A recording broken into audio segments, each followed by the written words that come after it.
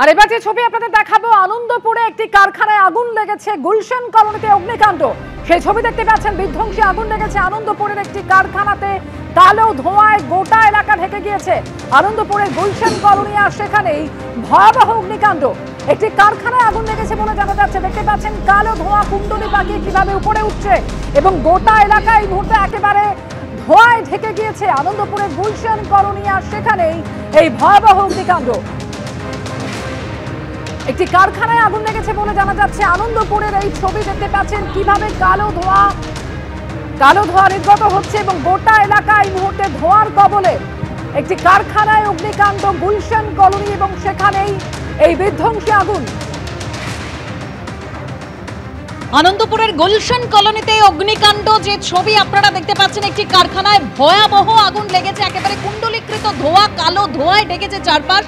আনন্দপুরের একটি কারখানায় এই ভয়াবহ অগ্নিকাণ্ড। আমাদের প্রতিনিধি হিন্দল দে রয়েছেন আমাদের সঙ্গে। হিন্দল, কি থেকে এই আগুন, কি জানতে পারছো এখনো পর্যন্ত? দেখো, কি থেকে আগুন এখনো পর্যন্ত কিন্তু স্পষ্ট বোঝা যাচ্ছে না, কেননা এখনো পর্যন্ত দমকল সেখানে পৌঁছে উঠতে পারেনি। তবে বলে রাখি, কলকাতা পুরসভার 108 নম্বর ওয়ার্ডের অন্তর্গত এই গুলশান কলোনি অত্যন্ত গিঞ্জি এলাকা এবং অতি ঘন জনবসতিপূর্ণ এলাকা। সেখানেই কিন্তু একটি কারখানার মধ্যে আগুন লেগেছে, তেমনটাই কিন্তু স্থানীয় সূত্রে জানা যাচ্ছে। এবং সেই আগুনের ভয়াবহতা অত্যন্ত বেশি, এবং তুমি দেখতেই পাচ্ছ কালো ধোঁয়ায় গোটা এলাকা ঢেকে গিয়েছে। এবং স্বাভাবিকভাবেই যেহেতু কালো ধোঁয়া, মনে করা হচ্ছে যে সেখানে প্রচুর পরিমাণে আগুন রয়েছে এবং সেই আগুনের উৎসস্থলে পৌঁছতে পারবেন দমকল কর্মীরা সেখানে পৌঁছানোর পর। এই গোটা ঘটনায় কিন্তু স্বাভাবিকভাবেই গোটা এলাকায় চাঞ্চল্য পড়ে গিয়েছে এবং এলাকার মানুষজন রীতিমতো আতঙ্কিত। একেবারে গালগোয়া একাধিক বাড়ি রয়েছে, যেসব বাড়ির মধ্যে কোনো ছাড়ও নেই, অর্থাৎ একটা বাড়িতে আগুন লেগে গেলে পরবর্তী পরপর বাড়িতে আগুন লেগে যাওয়ার সম্ভাবনা রয়েছে। সেই সম্ভাবনা যাতে দূর করা যায়, সেই কারণে স্থানীয় মানুষজন আপাততভাবে হাত লাগিয়েছেন। দমকলে খবর দেওয়া হয়েছে। দমকল কর্মীরা আসার পর এই আগুন কিভাবে লাগলো বা কি থেকে আগুন, সমস্ত বিষয়টা স্পষ্ট হবে। যদিও স্থানীয় সূত্রে যেটা জানা যাচ্ছে যে একটি কারখানা ছিল সেখানে, সেই কারখানাতেই কিন্তু আগুন লেগেছে এবং সেই আগুনের ভয়াবহতা কিন্তু অত্যন্ত বেশি, যে কারণে গোটা এলাকার মানুষজন তারা কিন্তু আতঙ্কিত হয়ে রয়েছেন। সঙ্গে থাকো হিন্দল। অর্থাৎ যে ছবি আপনারা দেখতে পাচ্ছেন, আনন্দপুরের একটি কারখানার ছবি। একেবারে দূর থেকে যে ছবি ধরা পড়ছে, গায়ে গায়ে একের পর এক বিল্ডিং, আর তার মাঝখানেই এই কারখানাটি অবস্থিত, আর সেখানেই এই ভয়াবহ আগুন লেগেছে। এলাকার মানুষ তারা আতঙ্কিত হয়ে পড়েছেন। এখনো পর্যন্ত যেটা খবর, দমকলকে খবর দেওয়া হয়েছে এবং কি কারণে আগুন লাগলো সেটা কিন্তু এখনো পর্যন্ত স্পষ্ট নয়।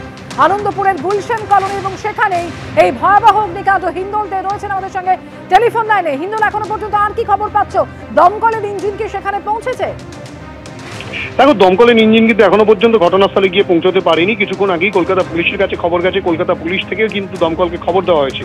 গোটা ঘটনায় স্বাভাবিকভাবে গোটা এলাকার মানুষজন তারা আতঙ্কিত, কেননা তুমি জানোই যে কলকাতা পুরসভার 108 নম্বর ওয়ার্ডের অন্তর্গত গুলশান কলোনি। সেই গুলশান কলোনি অত্যন্ত গিঞ্জি এলাকা, ঘন জনবসতিপূর্ণ এলাকা এবং সেখানেই একটি কারখানায় আগুন লেগেছে বলে স্থানীয় সূত্রে বলা হচ্ছে।